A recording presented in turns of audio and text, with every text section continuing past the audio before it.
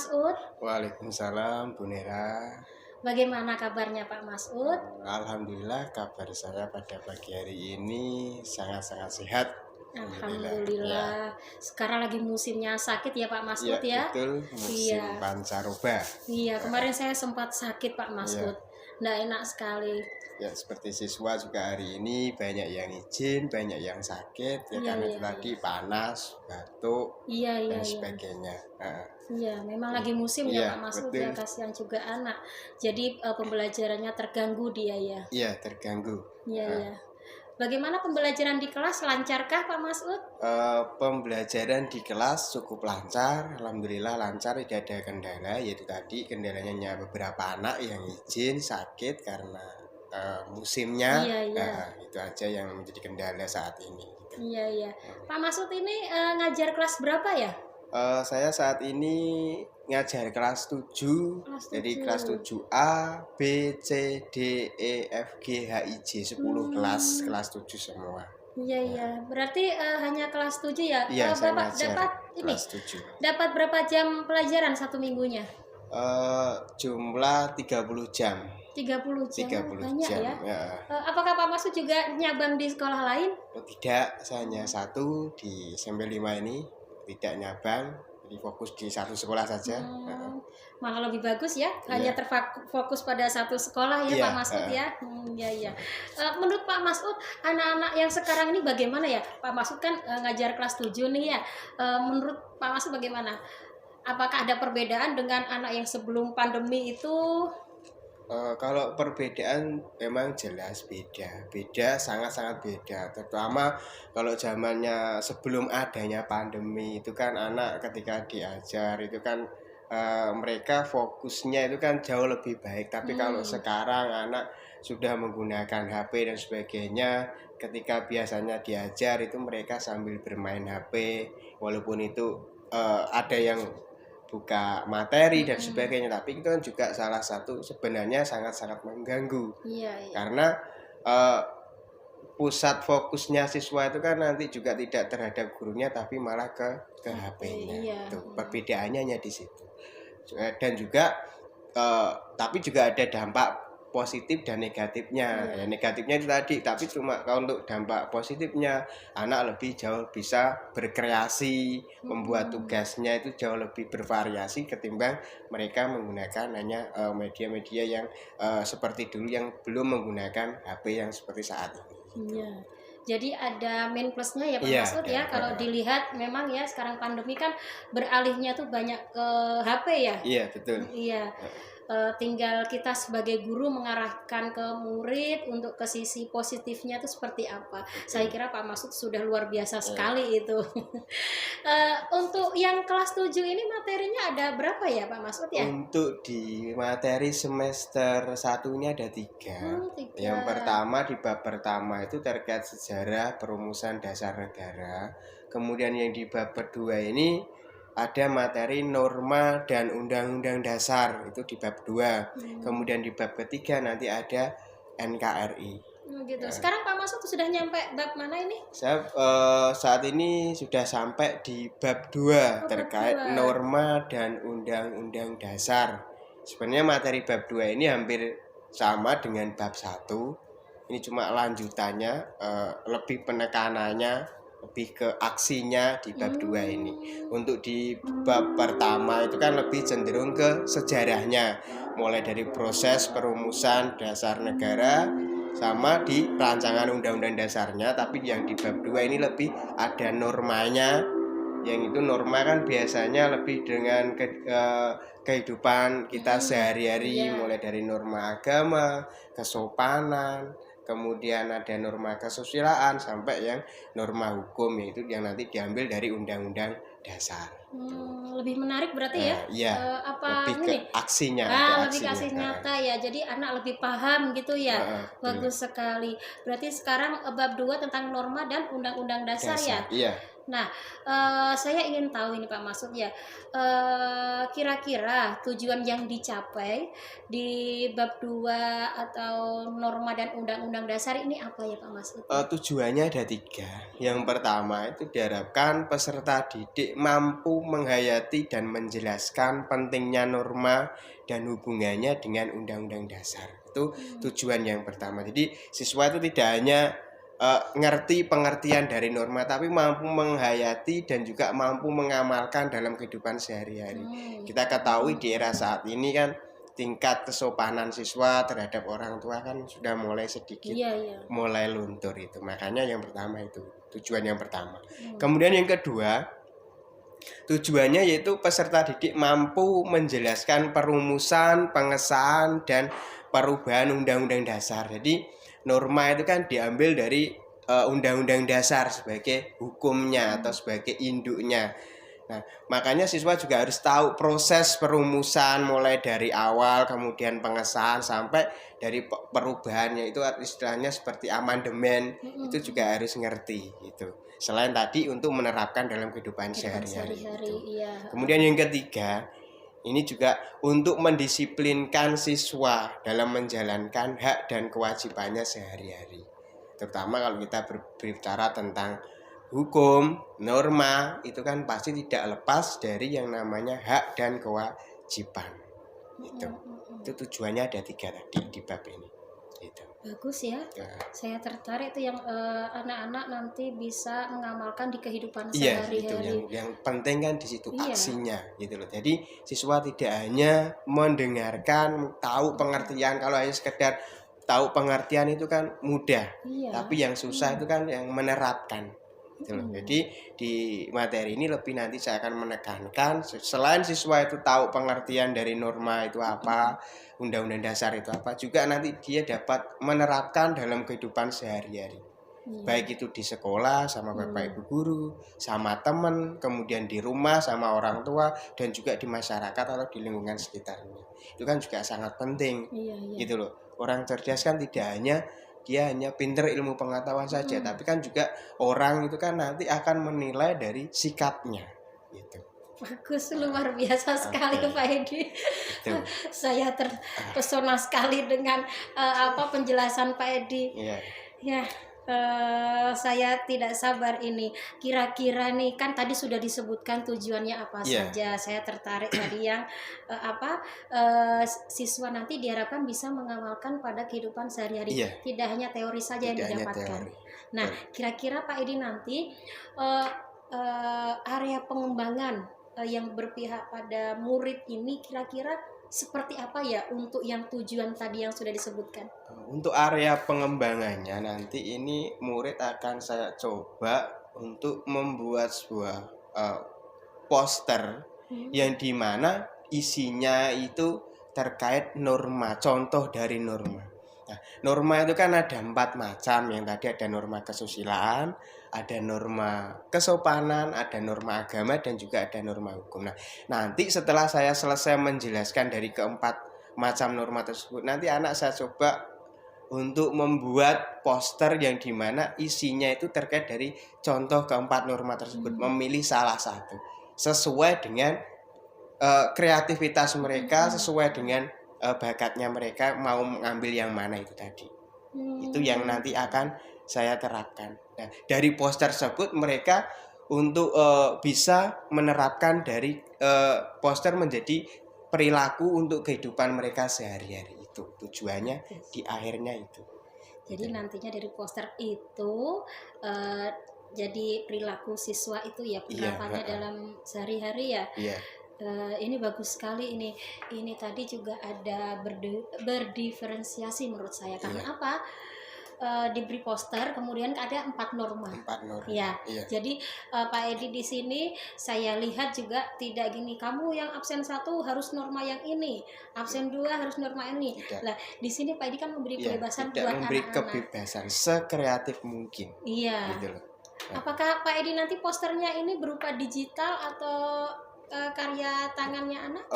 sementara saya menggunakan karya pakai tangan biar hasilnya lebih natural. Kalau kita menggunakan pakai Canva aplikasi itu kan nanti sudah ada template-nya, anak tinggal ganti kan lebih mudah. Jadi untuk biar imajinasi sama kreativitasnya anak itu terbangun, maka saya nanti akan menggunakan teknik manual, pakai media kertas HVS itu tadi. Iya ya, memang Pak Edi ya, kalau dengan manual, dengan gambaran tangan sendiri itu kreativitasnya itu lebih keluar memang. Cuma nanti boleh anak itu mencari referensi dari Google untuk membangkitkan salah satu imajinasinya biar bangkit ya, nanti biar mereka saya sarankan boleh melihat dari Google untuk itu tadi membangkitkan imajinasinya gitu loh. Bagus. Luar biasa sekali. Ternyata ide-ide dari Pak Masud ini luar biasa loh ini. Saya tidak menyangka ini, saya sepertinya harus banyak belajar dari Pak Edi juga ini. Dari area pengembangan tadi, poster tadi kan sudah ya. Kira-kira nih Pak Edi, strategi apa saja yang perlu disiapkan ya untuk mencapai kesemuanya itu? Strategi yang jelas pertama kan besok ketika saya di kelas kan langkah pertama saya harus menjelaskan dulu.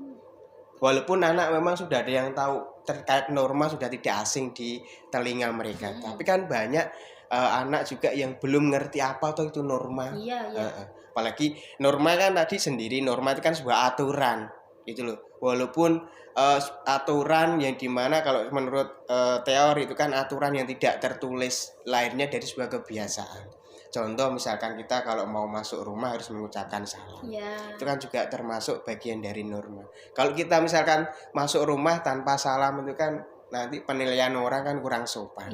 Nah, makanya langkah yang pertama nanti saya akan menjelaskan dulu pengertian dari norma itu apa, kemudian penerapannya seperti apa, terus cirinya norma agama itu apa, kemudian nanti sanksinya itu apa, terus pengertian dari norma agama sampai norma hukum itu apa, nanti itu saya akan jelaskan dulu sebelum nanti ke aksinya anak-anak untuk membuat tugas tersebut itu yang nanti strategi yang saya akan lakukan seperti itu. Tetap saya harus menyampaikan materi. Pastinya. Ya, nanti juga materi saya akan sampaikan juga melalui video. Saya juga punya link di YouTube, nanti juga saya bisa sampaikan ke anak-anak untuk bisa dilihat, bisa disaksikan melalui HP-nya mereka masing-masing sebelum saya menjelaskan lebih detailnya itu tadi, apa itu norma dan sebagainya. Gitu. Kalau yang di video itu hanya secara gambaran, secara sekilas saja. Tapi untuk anak lebih paham lagi, maka nanti saya akan menjelaskan secara langsung di kelas itu saat pembelajaran saat itu gitu. Ini tuh. Jadi strateginya itu yang nanti akan saya terapkan itu. Tapi bagus loh Pak Masud, penyampaian materinya itu Pak Masud tadi kan bilang ada video yang ada di YouTube kan. Jadi Pak Masud ini bukan hanya sekedar menjelaskan secara langsung, tapi kan ada materi lainnya yang dirupakan berupa video. Lah ini sudah masuk berdiferensiasi loh Pak Masud. Penunjang. Ini namanya berdiferensiasi, namanya konten ini. Karena kan tidak cukup dari penyampaian saja, tapi dibantu dengan video-video. Luar biasa Pak Masud ini.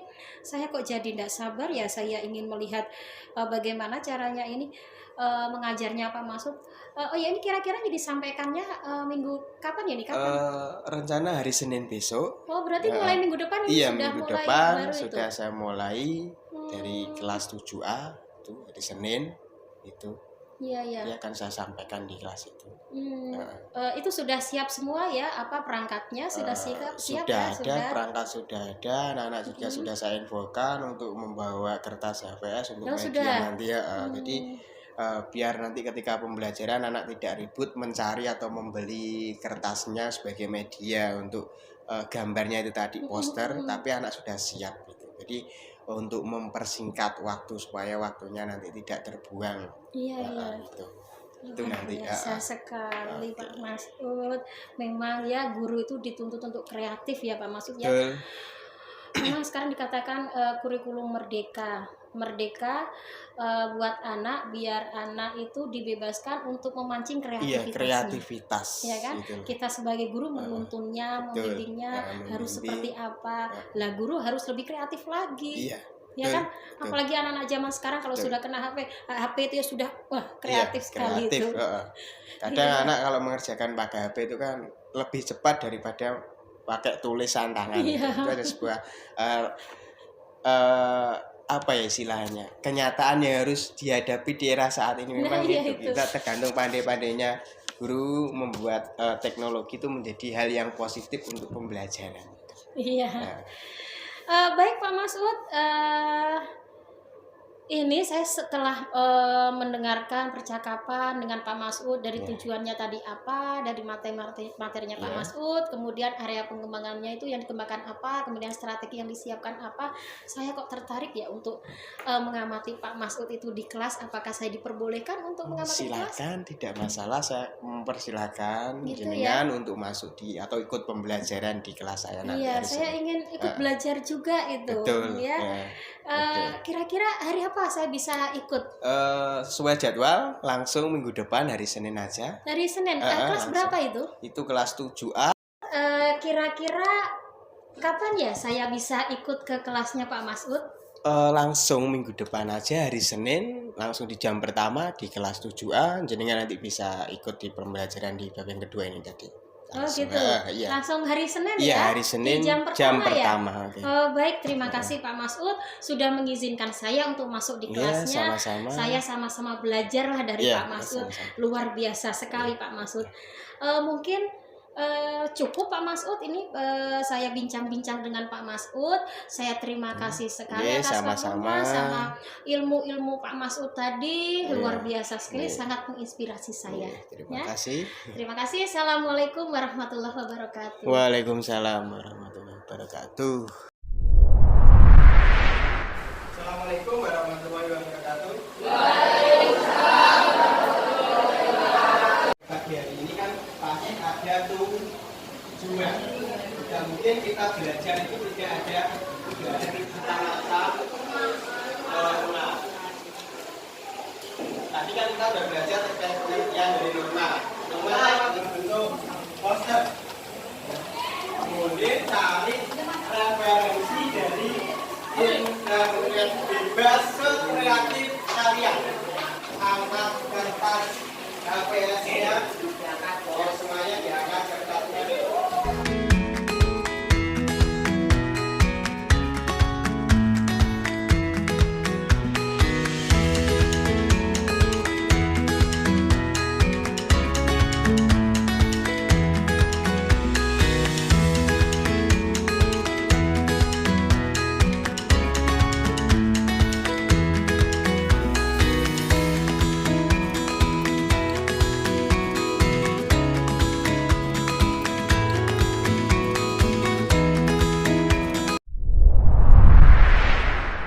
Assalamualaikum Pak Masud. Waalaikumsalam Bu Nera.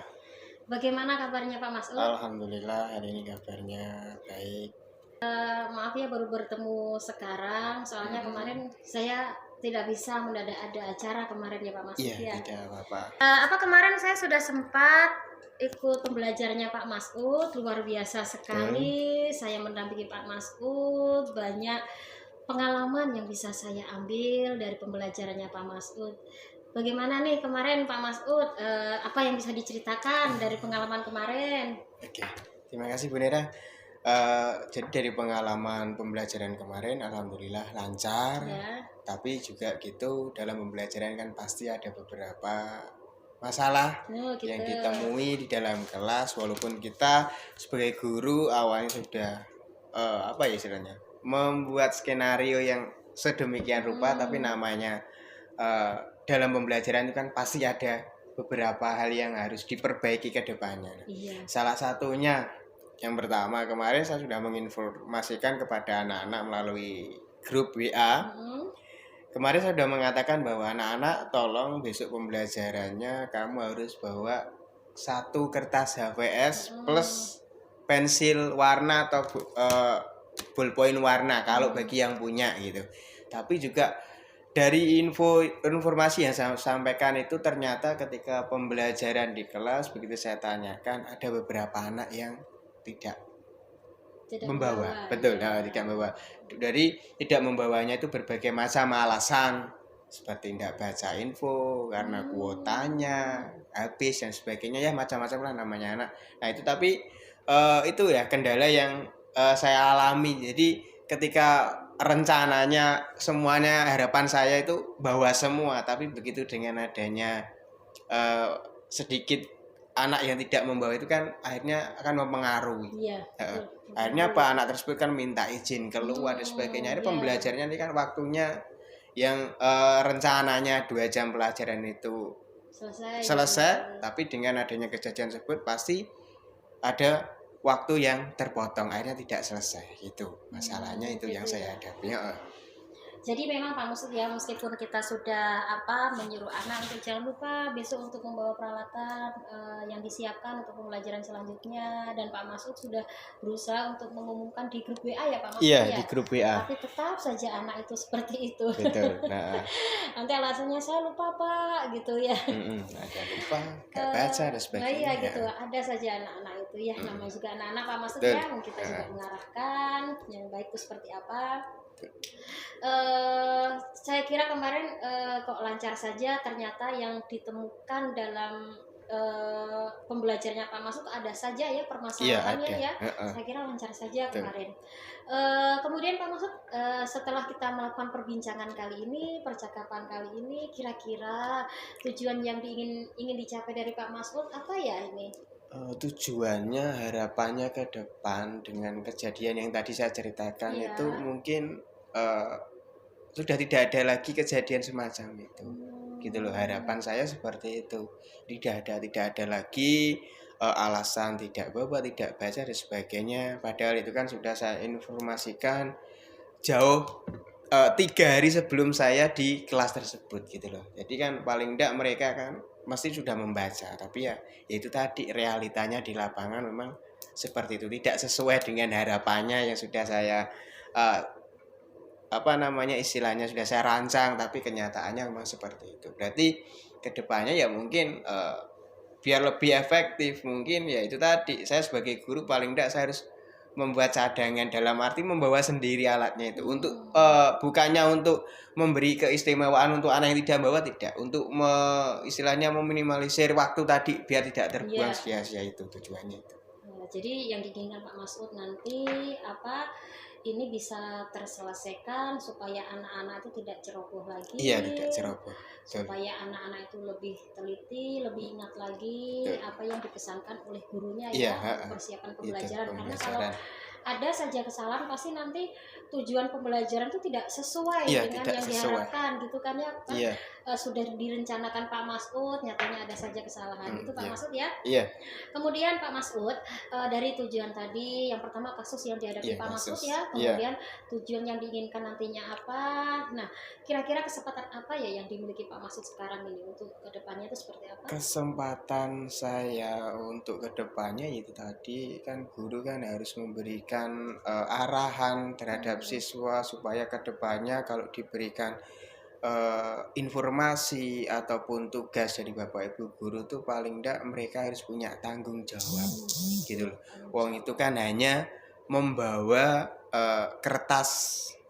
Jadi membawa kertas HVS itu kan sangat mudah ditemui. Nah, makanya biar mereka itu kedepannya harapannya, kesempatan sebagai guru itu mengingatkan kalau kita diberikan amanah harus tanggung jawab. Itu salah satunya, itu kesempatannya. Gitu loh. Karena kan itu untuk menanamkan jiwa tanggung jawab ketika dia nantinya diberikan kesempatan sama pimpinannya ketika dia di dunia kerja. Itu kan kalau mulai dari sekarang dibiasakan seperti punya tanggung jawab, saya yakin ketika dia dalam dunia bekerja pasti akan punya tanggung jawab yang bagus. Itu rencana endingnya ke depannya seperti itu. Memang betul Pak, maksudnya tanggung jawab itu perlu ditanamkan pada diri anak-anak. Kita harus mengingatkan ya Pak Masud ya, itu penting sekali dalam melakukan hal apapun harus punya tanggung jawabnya gitu. Nah, kira-kira Pak Masud ya, tadi kan Pak Masud sudah bercerita apa saja kendalanya pembelajaran kemarin itu. Ini kalau saya sampaikan kalibrasinya ya. Saya punya ini tawaran, kalau misalnya angka 1 sampai angka 10 nih Pak Masud ya, kira-kira kemarin yang dilakukan Pak Masud itu, kalau 10 tuh paling sempurna Pak Masud. Kalau yang 1 tuh dalam gagal, kurang. Kira-kira 1 sampai 10 yang dilakukan Pak Masud kemarin tuh ada di nilai berapa ya? Kalau dalam kemarin yang saya lakukan, saya tidak berani ngambil nilai yang terlalu tinggi, tidak. Maka saya ambil yang 6 saja. Ya karena ada kendala itu tadi, itu yang membuat mungkin itu sangat berpengaruh terhadap Iya, penilaian. Kalau saya dinilai ketika iya, iya, pembelajaran itu kan salah satu sangat kurang dalam arti medianya sangat masih kurang gitu loh. Karena apa? Ada beberapa anak yang tidak membawa itu tadi gitu loh. Jadi makanya gitu saya ya. ambil nilai 6 6 aja ya. gitu. Iya, gitu Oh loh. gitu. Mungkin kalau jauh lebih banyak lagi yang tidak membawa mungkin ya jadi nanti nilainya Lebih akan terus berkurang tinggi gitu ya. ya. Akan berkurang gitu. Padahal harapannya Pak Masud kemarin itu anak-anak sudah saya beritahu untuk membawa kertas Iya, sama apa pewarna itu, pewarna. nyatanya ada saja yang tidak membawa, Iya. yang menjadikan nilainya itu 6 ya di Iya, pandangan Pak iya, Masud karena iya, belum begitu berhasil iya. gitu ya. Paling enggak kan awalnya saya sudah punya target pembelajaran ini paling enggak 7 sampai 8 lah gitu. Tapi kan Iya. dengan ada kejadian seperti itu ya itu akan mempengaruhi gitu loh. Oke, Makanya oke. sudah di stop sampai 6 itu aja. Kalau menurut saya seperti itu gitu. Oke, oke, oke. Saya menangkapnya itu Pak Masud ya. Sebenarnya ini mudah loh Pak Masud ya. Mungkin Iya, anak-anak ini perlu arahan iya betul betul. seperti kata Pak Masud itu. Perlu arahan untuk supaya lebih bertanggung jawab Iya. lagi. Nah, kira-kira Pak Masud ada tidak hambatan yang dihadapi kemarin atau apa ya untuk mengembangkan ini? Kira-kira ada hambatan? Ada enggak? Kalau hambatan mungkin ada beberapa ya. Walaupun salah satunya ketika anak saya suruh membuat tugas tersebut itu kan walaupun ketika saya terangkan mereka bilangnya sudah ngerti, sudah paham, tapi dalam aksinya ketika mengerjakan tugas itu ada beberapa anak yang kurang paham, Betul. tidak ngerti maksudnya seperti apa gitu loh. Itu yang mungkin hambatan. Walaupun tapi tetap mereka ketika bertanya ya saya akan mengulang kembali, saya jelaskan Iya. kembali gitu loh supaya apa? Mereka yang belum paham bisa segera paham dan segera bisa menyusul teman-temannya yang sudah paham itu. Iya, kalau kurang paham kan nantinya berdampak pada tugasnya juga Betul, kan? iya Iya, itu terus makanya penerapan dalam kehidupan sehari-hari juga susah kan ya Pak akan Masud susah ya? karena apa dia dalam segi teorinya saja dia sudah kurang paham gitu loh. Apalagi ketika mau menerapkan gitu loh. Kalau teorinya sudah ngerti, saya yakin mereka sedikit demi sedikit pasti akan tahu caranya ketika di aksinya, ketika dalam bergaul dengan temannya, kemudian dalam kehidupan sehariannya itu bisa diterapkan gitu loh. Soalnya kan materi yang kemarin itu kan ada kaitannya dengan pergaulan Iya sehari-hari ya. itu, saya Salah dengar satu itu sopan juga. santun, kemudian norma agama, norma Iya, kesusilaan itu kan selalu berkaitan dengan kehidupan kita sehari-hari gitu. hasilnya kemarin saya juga lihat bagus posternya itu Iya, ada norma anak-anak kesopanan kreativitasnya gitu. anak-anak luar biasa Iya, aku ternyata kalau memang. pakai ini kreatif ya, Iya, kreatif, kelihatan ya. heeh. Iya Pak Dan Masud. sengaja mereka tidak saya batasi harus gini-gini enggak. Saya bebaskan mau dibuat seperti apa sekreatif mereka itu yang membuat hasilnya kemarin saya rasa hasilnya luar biasa. Iya, iya, iya, iya. Dari tadi kan Pak Masud bilang ada beberapa masalah, ya salah satunya tidak ada yang beberapa anak yang tidak membawa kertas HVS, Betul, kemudian pewarna, kemudian hambatan-hambatan sudah betul. disebutkan. Lah kira-kira strategi untuk mensolusikan ini apa ya Pak Masud kira-kiranya ya? Strategi Iya, menurut jelas Pak Masud. gini kedepannya saya kepengen membuat aturan. Jadi aturan salah satunya yaitu tadi kalau diberikan tugas itu harus punya tanggung jawab, komitmen. Dan itu juga tidak hanya untuk siswa tapi untuk saya juga selaku guru. Paling tidak saya memberikan contoh lah. Salah satunya ketika saatnya jam pelajaran paling tidak saya datang itu harus tepat waktunya. Supaya apa? Mereka punya gambaran. Oh ya, Pak Edi aja ketika sudah waktunya ngajar dia selalu on time, selalu tepat. Sehingga apa? Teladan ya? Itu kan contoh. Mm-mm. Jadi kita tidak terus harus memarahi anak enggak, tapi kita harus memberikan contoh. Saya yakin kalau anak diberikan contoh sama orang tua sama apalagi Bapak Ibu gurunya, saya yakin mereka akan punya rasa malu dan nanti akan bisa muncul yang namanya tanggung jawabnya itu. Sehingga Pak oh ya guru saya aja yang sudah senior dalam arti usianya jauh lebih tua daripada saya sebagai siswa, itu masih punya semangat dalam arti semangat apa? On time, selalu datang tepat waktu. Contohnya itu kan juga termasuk bagian dari menanamkan tanggung jawab kepada anak, biar anak itu menurut kita. Kan guru digugulan ditiru, dalam arti kalau kita memberikan contoh yang baik, contoh yang bagus, saya yakin anak pasti akan meniru apa yang kita lakukan sebagai orang tua gitu. Gitu ya. Betul. Itu strategi pertama tadi saya tangkap Pak Masud, ada strategi memberi arahan kepada murid, kemudian strategi berikutnya kita menjadi teladan. Iya, teladan. Iya. Kalau mau menyuruh murid supaya tanggung jawab, kita dulu murid teladan seperti apa, baik tidak untuk dicontoh. Nanti memunculkan anak itu, murid itu bisa meniru gurunya menjadi baik, akhirnya mereka tanggung jawab. Nah, kira-kira ada strategi lain tidak Pak Masud itu yang terkait tentang supaya anak membawa itu loh, yang diperintahkan oleh gurunya, ada tidak strategi lain? Mungkin gini ya, besok ke depannya kalau seperti ini lagi mungkin saya menginformasikan tidak hanya 1 kali 2 kali mungkin. Nanti akan terus, misalkan 1 minggu sebelum waktunya, nah saya ingatkan pertama, nanti hari berikutnya saya ingatkan lagi ya. Paling tidak seperti itu adalah salah satu cara harapannya ke depannya supaya anak tuh selalu ingat, oh mungkin di hari pertama dia paketannya habis, mungkin di hari yang kedua kan mereka sudah punya paketan, ketika ada share-sharean baru sudah dibaca. Gitu loh. Dan juga menanamkan itu, kalau ada informasi dari Bapak Ibu guru tolong dibaca gitu aja. Kadang kan anak sekarang kan kalau ada informasi dari Bapak Ibu guru ini hanya di read, hanya dibaca gitu, hanya di skip gitu aja.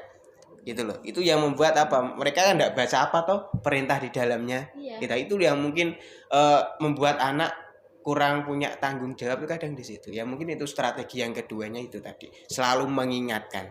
Paling enggak kita sebagai orang tua ya selalu mengingatkan lah untuk itu tadi, tanggung jawab. Iya, bagus itu. Betul. Memang kita sebagai guru jangan lelah, jangan capek untuk mengingatkan. Bagaimanapun caranya, entah itu secara lisan, entah itu menggunakan grup WA, itu bisa ya Pak Mas. Bisa.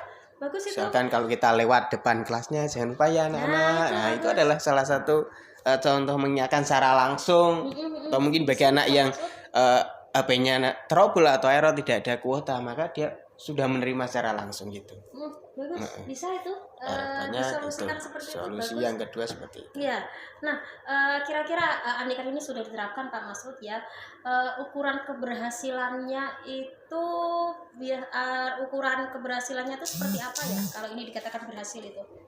Ukuran bisa dikatakan berhasil yaitu nanti ketika anak itu salah satunya itu tadi ya, kalau kita berbicara di kelas tadi, salah satunya ukuran keberhasilan, salah satunya ketika pembelajaran itu akan dikatakan sebagai berhasil, maka medianya itu anaknya ketika disuruh membawa apa itu kan semua harus membawa. Ya gitu loh. Yaitu tadi semuanya harus membawa.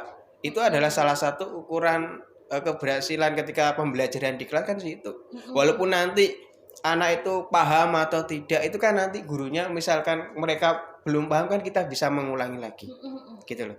Tapi kalau mereka medianya tidak membawa, otomatis walaupun kita sudah menerangkan istilahnya, tapi kan tetap nanti dalam aksinya itu kan mereka itu tadi pasti anak itu akan tidak terkontrol, bingung, cari kesana kemari, ya itu loh. Jadi ya itu tadi.